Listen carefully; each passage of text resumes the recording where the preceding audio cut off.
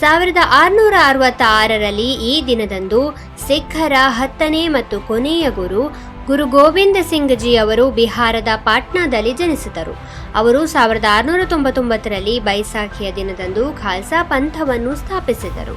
ಗುರು ಗೋವಿಂದ ಸಿಂಗ್ ಜಿ ಅವರು ಗುರು ಗ್ರಂಥ ಸಾಹಿಬ್ ಅನ್ನು ಸಿಖ್ಖರ ಗುರು ಎಂದು ಘೋಷಿಸಿದರು.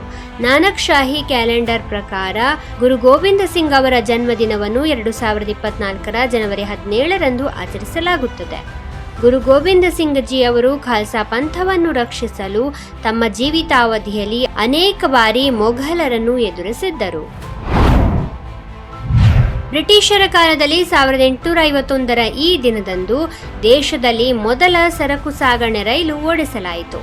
ಈ ಮೊದಲು ಸರಕು ಸಾಗಣೆ ರೈಲು ರೂರ್ಕಿಯಿಂದ ಉತ್ತರಾಖಂಡದ ಪಿರಾನ್ ಕಲಿಯರ್ ವರೆಗೆ ಸುಮಾರು 5 ಕಿಲೋಮೀಟರ್ ದೂರವನ್ನು ಕ್ರಮಿಸಿತು. ಈ ಗೂಡ್ಸ್ ರೈಲಿನಲ್ಲಿ ಸ್ಟೀಮ್ ಎಂಜಿನ್ನಿಂದ ಚಲಿಸುವ 2 ಬೋಗಿಗಳಿದ್ದವು. ಈ ಗೂಡ್ಸ್ ರೈಲಿನಲ್ಲಿ ರೈತರಿಗೆ ಮಣ್ಣು ಮತ್ತು ನಿರ್ಮಾಣ ಸಾಮಗ್ರಿಗಳನ್ನು ಕಳುಹಿಸಲಾಗಿತ್ತು. ಬ್ರಿಟಿಷ್ ಇಂಜಿನಿಯರ್ ಥಾಮ್ಸನ್ ಈ ಗೂಡ್ಸ್ ರೈಲಿಗಾಗಿ ಇಂಗ್ಲೆಂಡ್ನಿಂದ ಉಗಿ ಚಾಲಿತ ರೈಲ್ವೆ ಎಂಜಿನ್ ಅನ್ನು ತರಿಸಿದ್ದರು. ಇಂದು ರಾಷ್ಟ್ರೀಯ ಗಣಿತ ದಿನವನ್ನು ಆಚರಿಸಲಾಗುತ್ತದೆ. 1887ರಲ್ಲಿ ಈ ದಿನ ಶ್ರೇಷ್ಠ ಭಾರತೀಯ ಗಣಿತಜ್ಞ ಶ್ರೀನಿವಾಸ ಅಯ್ಯಂಗಾರ್ ರಾಮಾನುಜನ್ ಜನಿಸಿದರು. ಅವರ ಜೀವನದ ಸಾಧನೆಗಳನ್ನು ಗೌರವಿಸಲು ಭಾರತ ಸರ್ಕಾರವು ಅವರ ಜನ್ಮದಿನವಾದ ಡಿಸೆಂಬರ್ 22ನ್ನು ರಾಷ್ಟ್ರೀಯ ಗಣಿತ ದಿನವೆಂದು ಘೋಷಿಸಿತು. ಆಧುನಿಕ ಕಾಲದಲ್ಲಿ ದೇಶ ಮತ್ತು ಪ್ರಪಂಚದ ಶ್ರೇಷ್ಠ ಗಣಿತ ಚಿಂತಕರಲ್ಲಿ ರಾಮಾನುಜನ್ ಅವರನ್ನು ಒಬ್ಬರೆಂದು ಪರಿಗಣಿಸಲಾಗಿದೆ. ಅವರು ತಮ್ಮ ಜೀವಿತಾವಧಿಯಲ್ಲಿ ಗಣಿತದ ವಿಶ್ಲೇಷಣೆ ಮತ್ತು ಸಂಖ್ಯಾ ಸಿದ್ಧಾಂತದ ಕ್ಷೇತ್ರಗಳಿಗೆ ವ್ಯಾಪಕ ಕೊಡುಗೆಗಳನ್ನು ನೀಡಿದರು. ರಾಮಾನುಜನ್ ಬಾಲ್ಯದಿಂದಲೂ ಗಣಿತದಲ್ಲಿ ಒಲವು ಹೊಂದಿದ್ದರು. ಅವರ ಹೆಚ್ಚಿನ ಸಮಯವನ್ನು ಗಣಿತದ ಅಧ್ಯಯನ ಮತ್ತು ಅಭ್ಯಾಸದಲ್ಲಿ ಕಳೆಯುತ್ತಿದ್ದರು. ಇದರಿಂದಾಗಿ ಅವರು ಇತರ ವಿಷಯಗಳಲ್ಲಿ ಕಡಿಮೆ ಅಂಕಗಳನ್ನು ಪಡೆಯುತ್ತಿದ್ದರಂತೆ.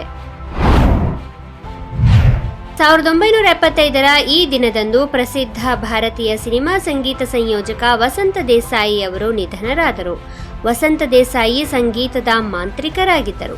ವಸಂತ ದೇಸಾಯಿ ಅವರು ಎ ಮಾಲಿಕ್ ತೇರೆ ಬಂದೆ हमको मन की शक्ति देना, मन विजय करे, दूसरों की जय से पहले खुद को जय करे ಮುಂತಾದ ಪ್ರಸಿದ್ಧ ಪ್ರಾರ್ಥನೆಗಳಿಗೆ ಸಂಗೀತ ಸಂಯೋಜಿಸಿದ್ದರು.